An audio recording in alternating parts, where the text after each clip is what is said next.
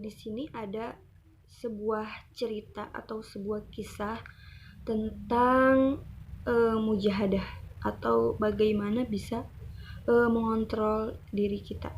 Nah, dikisahkan oleh Imam An-Naisaburi, dahulu kala ada seorang laki-laki yang merayu seorang wanita agar mau berzina dengannya.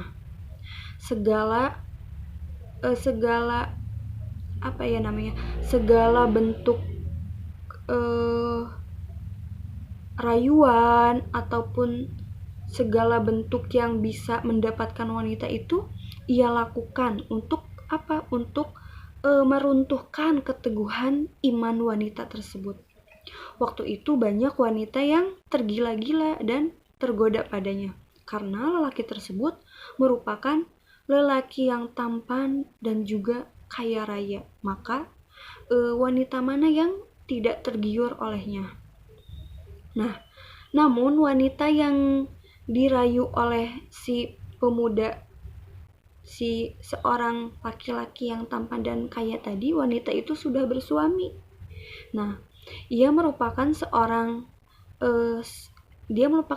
wanita itu merupakan seorang istri yang taat kepada suaminya. Suaminya pun orang yang begitu taat pada ajaran Islam, dan rayuan laki-laki itu dia sampaikan kepada suaminya. Dia berbicara gini, wahai suamiku, laki-laki kaya yang tinggal di daerah yang sama sering menggodaku. Tiap kali bertemu, ia selalu merayuku untuk berbuat zina dengannya. Ia terus melakukan hal itu padaku. Apa yang harus aku lakukan, wahai suamiku? Begitulah kata istrinya kepada suaminya. Nah, sang suami menjawab dengan tenang, wahai istriku, katakan kepada laki-laki itu bahwa engkau akan menuruti ajakannya, akan tetapi laki-laki itu harus memenuhi satu persyaratannya, katanya kayak gitu. Nah, dengan patuh istrinya mendengarkan apa yang dikatakan oleh suaminya dan juga diikuti nasihat dari suaminya tersebut. Nah, setelah itu pergilah wanita itu menemui laki-laki yang sering mengganggunya, yang sering merayunya itu.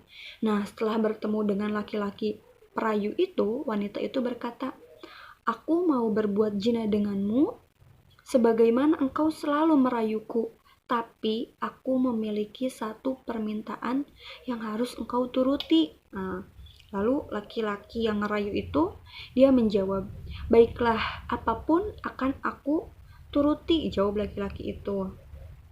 Nah, lalu kata wanita, aku tidak meminta uang ataupun harta dari kamu. Itu permintaanku sangat sederhana dan mudah saja, katanya.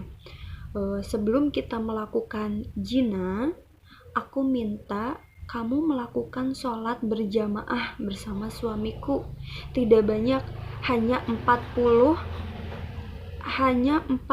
subuh secara terus menerus, tidak boleh putus. Nah, jadi syaratnya itu laki-laki yang merayunya itu harus sholat berjamaah bersama suaminya, berjamaah sholat subuh selama 40 hari tidak terputus.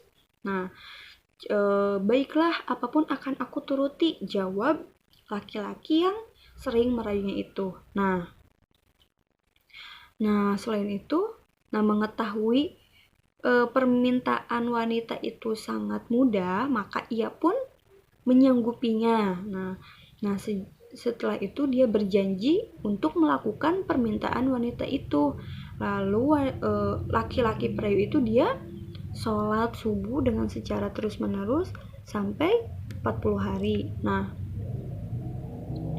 setelah itu hingga di subuh terakhir, wanita itu bersiap-siap dan menemui laki-laki itu. Nah, begitu mereka bertemu, sang wanita tersebut mencoba merayu laki-laki itu.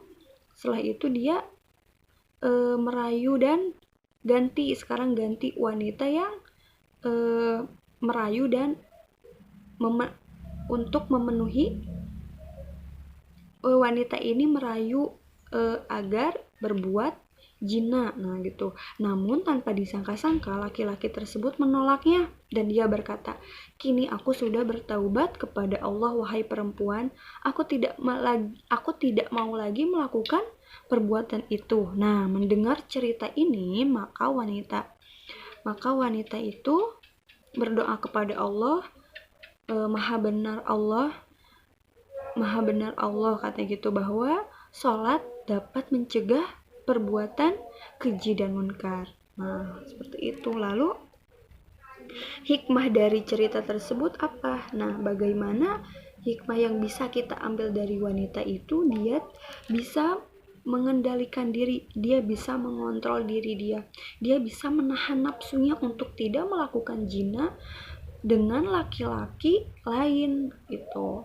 Dia bisa mengontrol diri, dia bisa bermujahadah. Selain itu hikmah yang bisa kita ambil, suaminya menasehatinya dengan menyikapinya dengan tenang, tidak marah-marah atau tidak sampai memakai kekerasan atau apa, tapi lelakinya menasehatinya dengan tenang gitu agar istrinya tidak berbuat zina.